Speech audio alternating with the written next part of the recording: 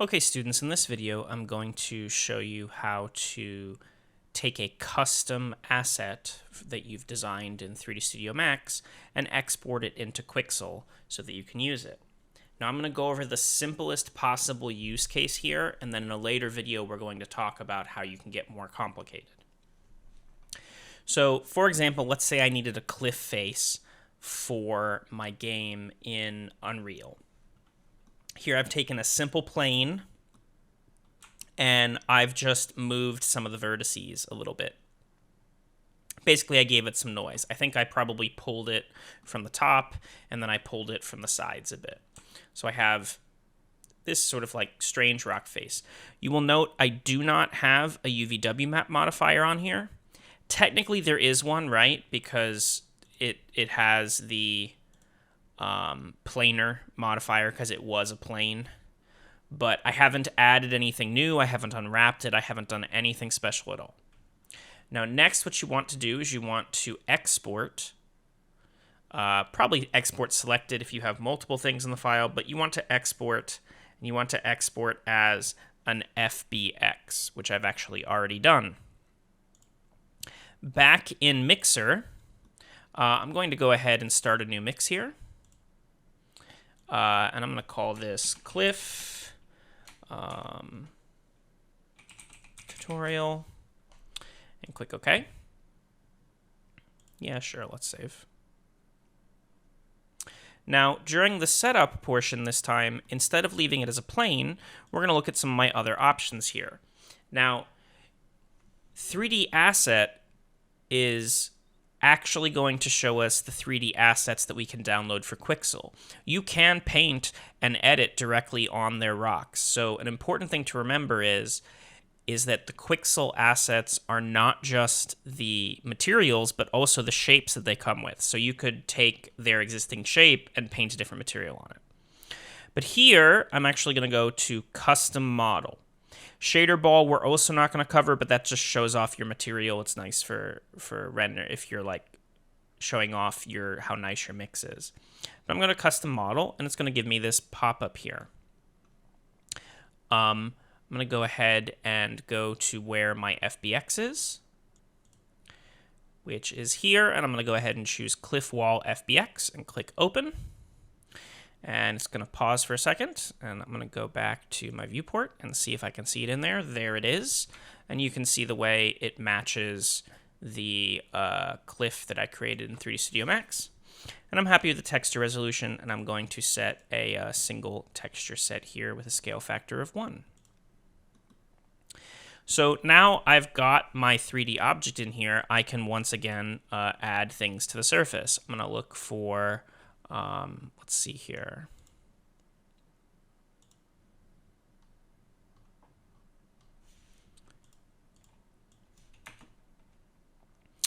Let's see.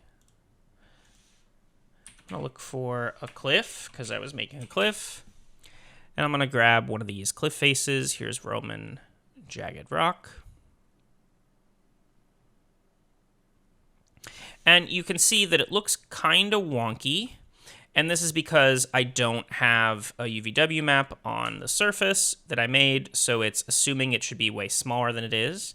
And I can fix that with my placement and increasing my scale quite a bit till I get something that looks right.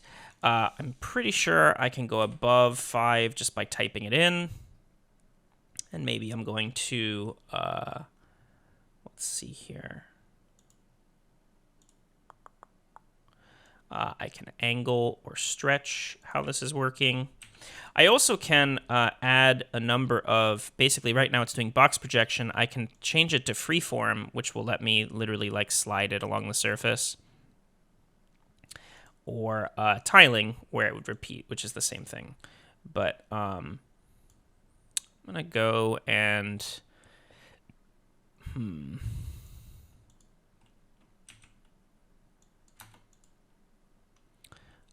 this is starting to look pretty good. I'm sure some of you who are more into rocks would tell me that the strata probably wouldn't break like this, but it'll work for our example. I'm going to grab another one. Let's see if we can overlay this one with that one. Now there are some cool tricks I can do here. This is me overlaying a different type of rock cliff on top of it.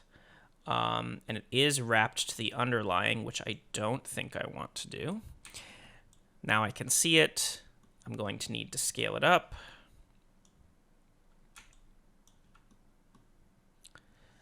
And then now let's wrap to underlying and turn on height blending so that I can push one through the other to try to get sort of a different rock look.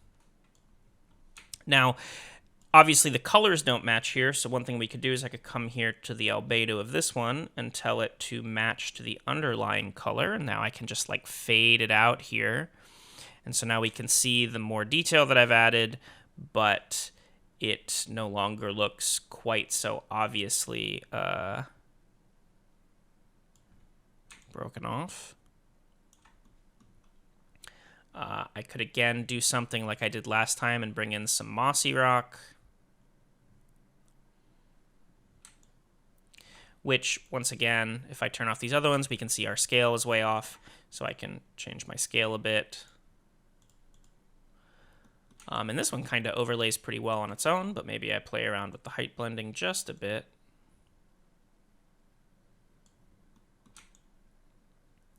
And finally, I'm going to illustrate what I was talking about in the previous video with the paint layer. So let's say I have this foot here.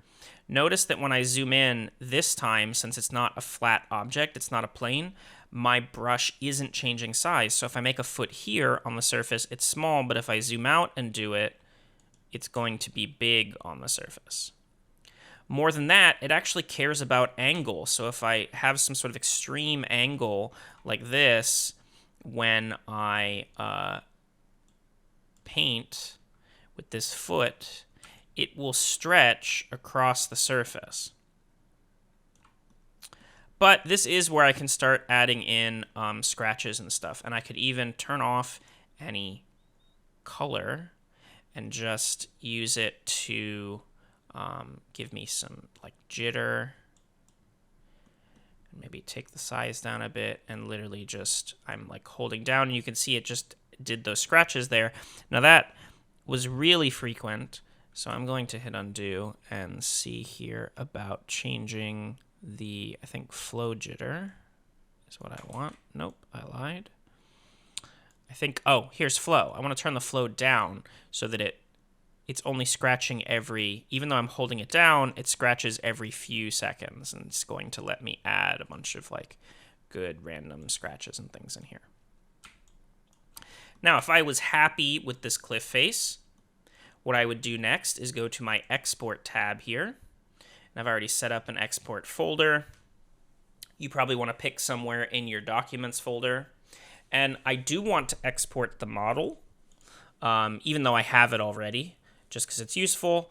And as FBX is great. And then it's going to give me all of these materials, which are the ones that I need for Unreal. And I'm going to click export.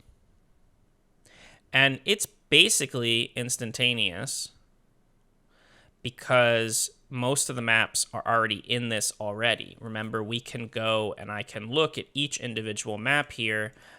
Here's what the albedo looks like. Here is what the roughness map looks like. Here is what the ambient occlusion map looks like. So you can actually see basically all the pieces right away. And if we look in this folder that I put on my desktop, here it is. And here are all the pieces. Now, I already have Unreal open on this computer. So I'm just going to go to Cliff Tutorial. And I think I'm going to make a new folder here and call this Quixel. And I'm going to make another folder and call this Cliff.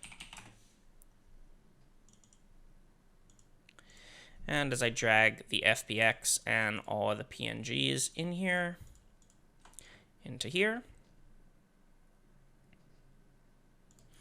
I'll go ahead and import. And it should even give me the material as is. Let's see. Give it a second to load. So there was probably a setting I could have clicked on import that would have made it actually grab these materials as is. But here it just gave me a default material on the object, but I have all the pieces. So I can quickly rebuild it.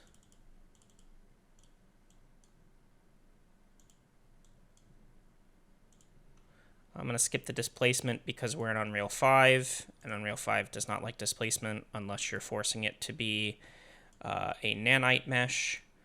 But I'm going to do occlusion, normal, roughness, metallic, and base color.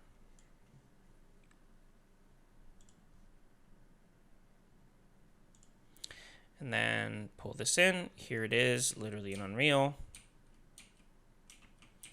The cliff that we created in Mixer. So in the next video, we're going to look at how you can use Mixer to be more delicate and specific in how you mix different materials on a single object that you have UV'd or edited in 3D Studio Max.